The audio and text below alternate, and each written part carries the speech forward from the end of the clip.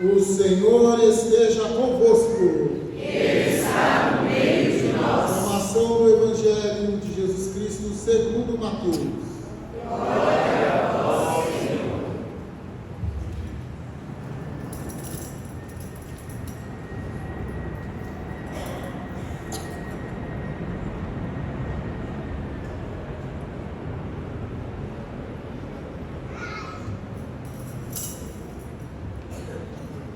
Naquele tempo, Jesus contou outra parábola à multidão.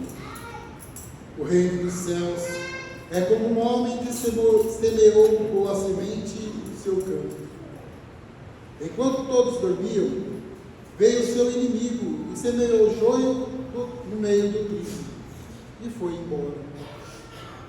Quando o trigo cresceu e as espigas começaram a se formar, apareceu também o joio. Os empregados foram procurar o dono e lhe disseram: Senhor, não semeaste boa semente no teu campo? De onde veio o joio? O dono respondeu: Foi algum inimigo que fez isso. Os empregados lhe perguntaram: Queres que vamos arrancar o joio? O dono respondeu: Não, pode acontecer que arrancando o joio, arranqueis também o trigo. Deixai crescer um e outro até a colheita. E no tempo da colheita, direi aos que cortam o trigo: arrancai primeiro o joio, e amarrai-o em feixes para ser queimado. Recolhei, porém, o trigo no meu celeiro.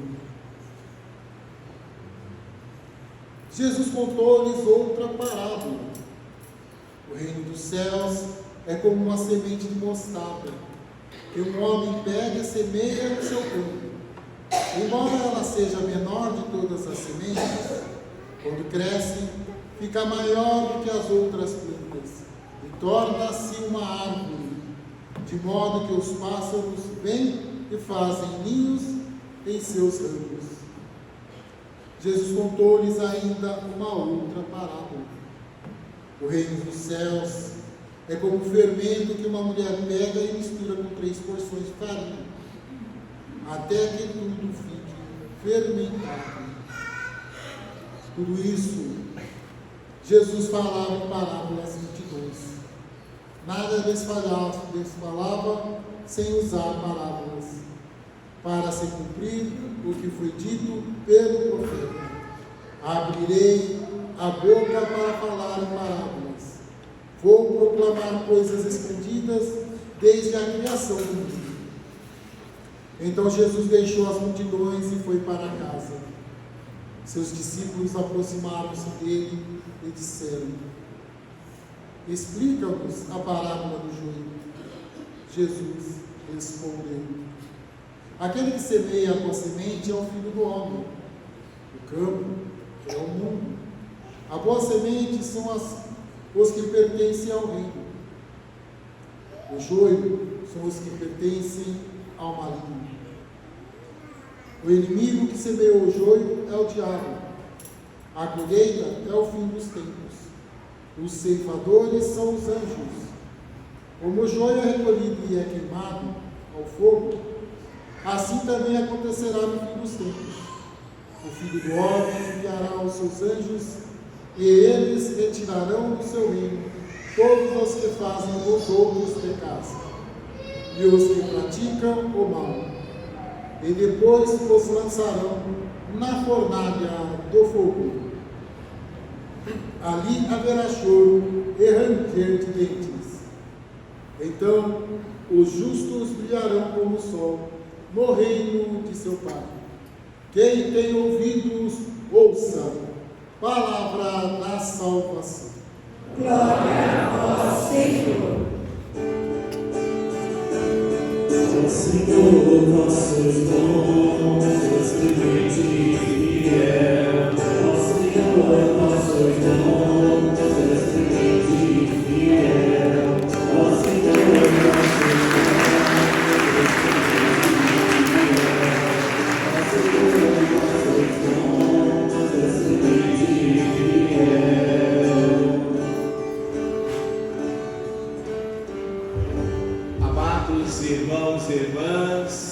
com alegria nos encontramos nesse primeiro dia da semana, o domingo, dia do Senhor, para render graças ao Senhor, como cantamos hoje no Salmo: ó Senhor, vós sois bom, clemente e fiel.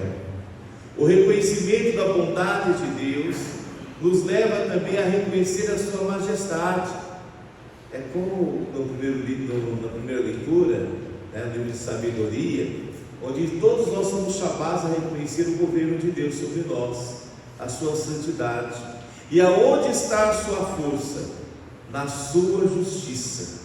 E a justiça de Deus é misericórdia. É um Deus manso e humilde de coração, e com paciência nos convida a participar do seu reino. Amados irmãos e irmãs, nesse dia de hoje, você que aqui está, você que nos acompanha pelos meios de comunicação, somos todos chamados a reconhecer a bondade de Deus em nossa vida. É como ouvimos hoje na segunda leitura, onde Paulo fala: é Deus que vem em nosso socorro através do seu Espírito Santo. Ele vem em socorro de nossas fraquezas, pois sabemos que somos pecadores, não somos? E de vez em quando o pecado, se não tomar cuidado, ele vai corrompendo a nós. É como ferrugem no portão. Se você não cuidar, o que acontece com o portão enferrujado? Acaba. Tem que cuidar da ferrugem, mesmo que depois o ferrugem apareça novamente. Eu falava hoje para as crianças da catequese a importância de buscar a confissão. Por que a gente vai se confessar? Porque a gente reconhece a grandeza e a misericórdia de Deus, ao mesmo tempo que as nossas misérias. Entende? Então, alguns irmãos e irmãs, não vocês, é claro, né? Vocês já estão espertinhos, né? Mas tem alguns que ficam: por que eu vou confessar se eu vou pecar de novo? Aí eu sempre dou aquela pérola, né? Para que você lava o banheiro se vai sujar de novo? Experimentou ficar com o banheiro um ano sujo? Fede ou não? É assim que fica a tua alma. É dura essa palavra, mas é isso mesmo. Se você não cuida, você se acostuma com o fedor, assim como as pessoas se acostumam com o pecado. E hoje Jesus nos conta 3 parábolas para falar do reino de Deus. A segunda parábola nos fala então dessa semente plantada na terra, essa semente pequena, um grão de mostarda que ao crescer tem os seus ramos se esticando. Aqui nós temos, gente, uma imagem do reino de Deus que nos alcança em Jesus Cristo, a semente do Pai plantada na terra, que é tão pequenininho se fez Deus, tão pequenininho Deus se fez no nosso meio, nascendo como uma criança. Olha que imagem linda, tão pequenininho, e depois humildemente se submeteu na obediência ao Pai, à morte e morte de cruz, e ali na cruz germinou o reino dos céus, e nós fomos alcançados, porque a salvação não ficou só em Jerusalém, ela veio até onde nós estamos, e em nosso tempo somos alcançados, podemos descansar em Deus, assim como os passarinhos vão encontrando nesses ramos um lugar para se aconchegar. Nós também encontramos em Jesus Cristo o lugar de repouso de nossas almas. Nele descansamos, nele somos restaurados. A terceira parábola nos conta ali sobre o fermento da massa, nos falando a força do reino de Deus, que com uma pequena porção fermenta toda uma massa. Mas é preciso ter paciência. Não sei se você já viu como o pão é feito. Você põe lá, fermenta a massa, não é que cresce ali na hora. Você tem que esperar um pouquinho, senão a massa não vai ficar fermentada. E depois que você coloca no forno, tem que esperar um pouquinho ainda. Se você abrir antes da hora, o que acontece? O pão murcha, fica aquele pão encruado, murcho, horrível. né? Então tem que ter paciência. O fermento da massa são os cristãos colocados nesse mundo. Nós não somos a maioria, não somos a maioria, somos um pequeno grupo, mas assim como o reino de Deus que nos alcança, através da nossa fé, da nossa esperança, podemos fermentar o mundo com a graça do reino de Deus. E essa massa, né, que vai crescendo, esse pão que vai se tornando bonito e saboroso, é o próprio reino de Deus que está crescendo no meio de nós. Não pense em grandes grupos, grandes massas, não, pequenininho, vai crescendo e vai se tornando vistoso, maravilhoso. Agora, a primeira parábola, até os discípulos não entenderam direito. Eu não sei se eles não entenderam ou não queriam entender, porque é uma parábola que nos provoca, porque a parábola do trigo e do joio nos fala muito sobre a nossa humanidade, sobre aquilo que nós estamos vivendo. Vocês sabem que o joio e o trigo, quando crescem, eles parecem que são igualzinhos. Pesquisa lá na internet, joio e trigo, você vai olhar assim e vai, nossa, parece que é a mesma coisa. Qual é a diferença do joio e do trigo? O joio não tem semente nenhuma, é seco, é oco. Agora, o trigo tem sementes. Por isso que Jesus, né, sendo o Senhor da messe, ele fala: vamos deixar até o dia da colheita. Vocês sabem por que é para deixar até o dia da colheita? Porque as sementes do trigo vão fazer o que com o trigo? Fazer com que o trigo se incline. É algo bonito de se ver.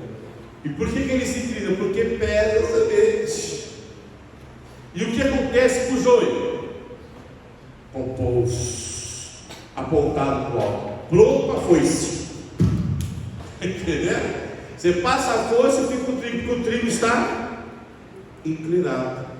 Até aqui a gente pode olhar um pouco as nossas atitudes. O que é o orgulhoso e o soberbo? Todo cheio de si e vazio de Deus. O orgulhoso diz não precisar de Deus, e por isso o orgulhoso ele entra na dinâmica do diabo. Saibam, irmãos e irmãs, o pecado não é uma invenção humana. O pecado não é uma invenção de Deus. O pecado é uma invenção dos anjos. O diabo já foi um anjo e ele corrompeu a nós com a desobediência. E todas as vezes que nós entramos na desobediência, no orgulho, na vaidade, nós não nos submetemos à divina misericórdia. Ao contrário, ficamos lá, pomposos, cheios de si, né? Alguns até acham que não precisa de ninguém. Não, irmãos e irmãs, nós precisamos sim de Deus. Possamos nos inclinar diante da divina misericórdia. Nós ouvimos Jesus explicar a parábola dizendo o seguinte: então, o que é, né, quem é esse semeador? É Cristo, é Ele que semeia, e o campo é o mundo, e esse semeador semeia uma semente boa, a semente do reino. Esses somos nós, ao menos deveria sermos nós, semente boa, semente que vai provocar no mundo uma mudança, vai provocar no mundo o crescimento do reino de Deus. Mas aí vem o inimigo. Quem que é o inimigo mesmo? Quem que é o inimigo? Jesus fala quem é o inimigo. O diabo. E quem que ele semeia? O joio. E o joio são as pessoas da iniquidade, são as pessoas que fazem o outro pecar, são as pessoas que praticam o mal. Não adianta você vir aqui hoje achar que você consegue julgar fulano é joio, fulano é trigo. Não tem como você fazer isso. Que todos nós possamos dar boas oportunidades para o outro. Acho que todo mundo já ouviu aquela frase, né? Aquela máxima: todo mundo mundo tem direito à boa fama. Já ouviu essa máxima? Todo mundo tem direito à boa fama, né? Então que nós saibamos esperar no outro sempre melhor, mesmo quando eles praticam o pior. Entende? Ao fazer isso, você entra na dinâmica do reino. Aí passa a não ser mais olho por olho, dente por dente, mas passa a ser a dinâmica da misericórdia. É a força de Deus, é a misericórdia, é saber esperar. Quantas pessoas ao longo da história pareciam joio, mas na verdade era trigo?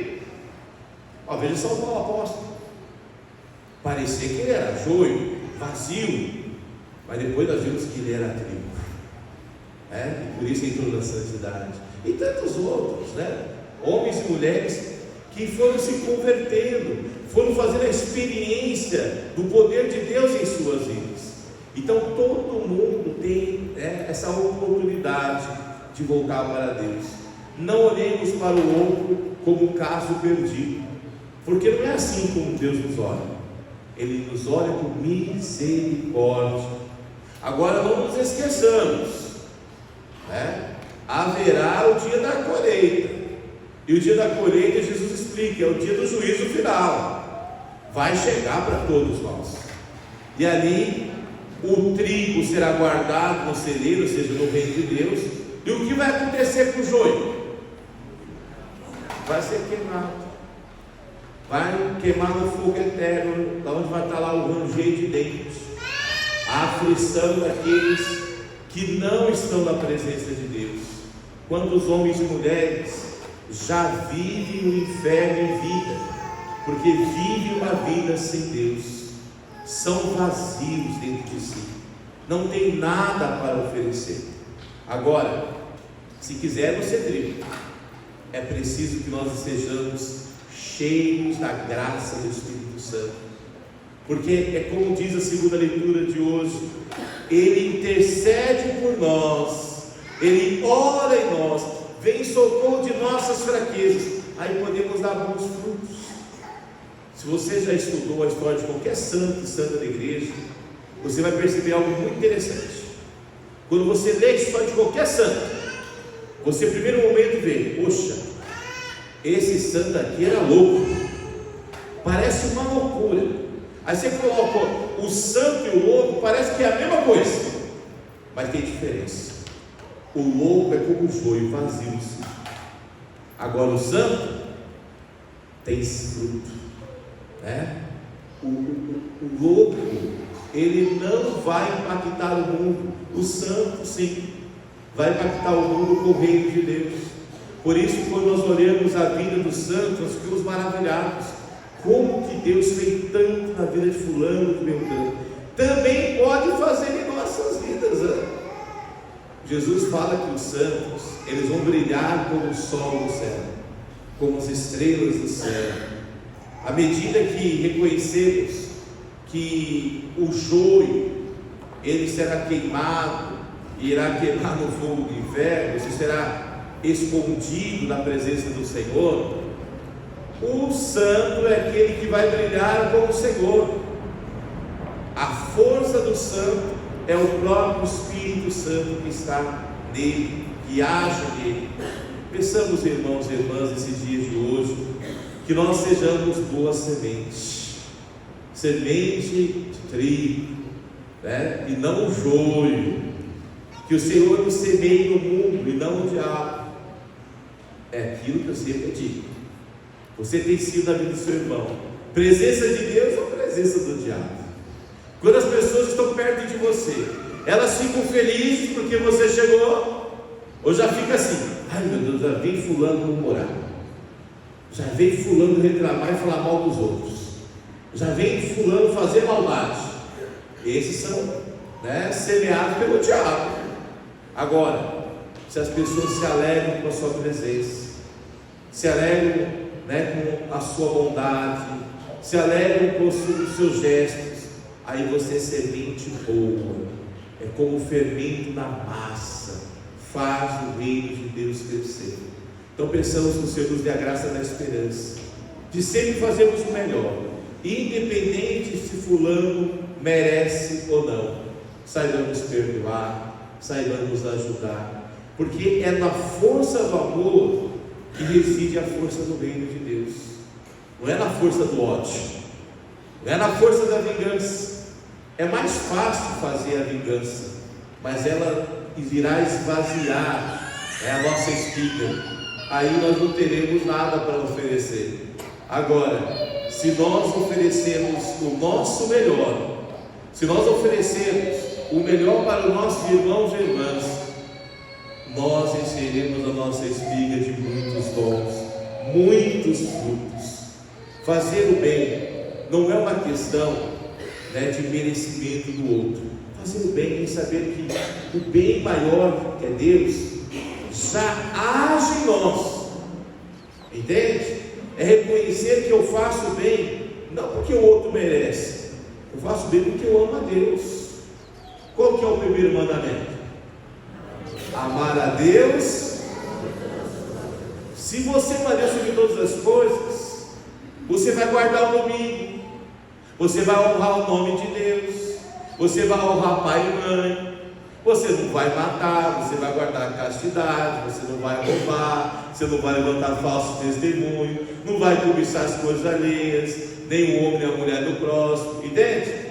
Quando você ama a Deus, está na raiz ali, o seu amor a Deus, você vai guardar os mandamentos.